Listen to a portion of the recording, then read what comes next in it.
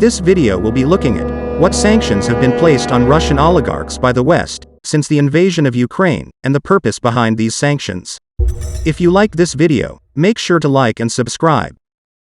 The UK, US and the EU have introduced another round of sanctions, this time targeting specific individuals, including up to over 1,000 Russian oligarchs and businesses.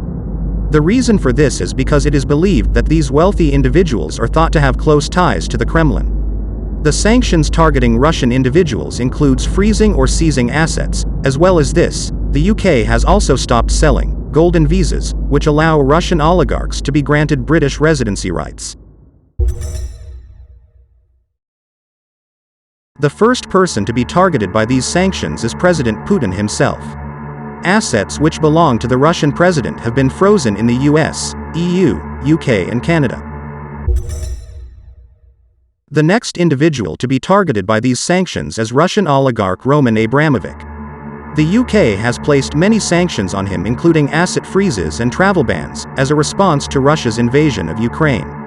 But the biggest sanction for Mr. Abramovich was his football club being frozen.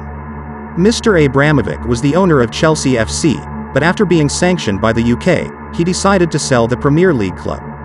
PM Boris Johnson at the time said these sanctions were essential in order to deny a safe haven to those people who have supported the invasion of Ukraine.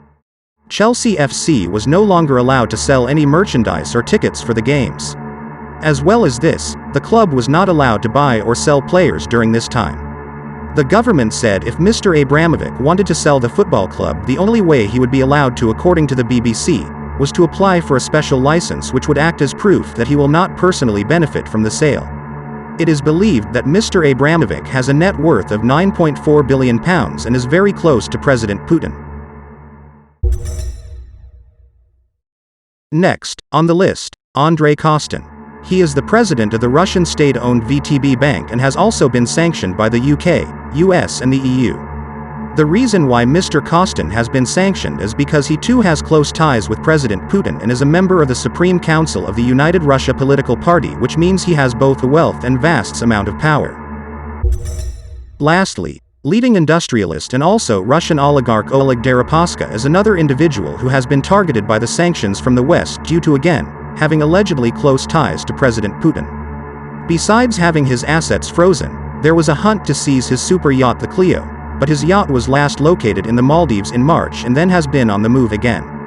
It is believed many sanctioned yachts owned by Russians have been spotted heading towards the Maldives, Dubai or the Seychelles, as neither of these places have any deals with the UK or the US which will allow them to come seize property from their territory, which means that these sanctioned yachts are therefore safe. Why sanction Russian oligarchs? The idea behind placing sanctions on Russian oligarchs is that the Russian economy is extremely concentrated, as it is organized in a way where company owners and government are all interconnected. This means that only a few people control large parts of the economy, so by placing sanctions on Russian oligarchs, this will be a good way to have a major negative impact on the Russian economy. If you like this video, make sure to like and subscribe, and also let me know what you think in the comment section.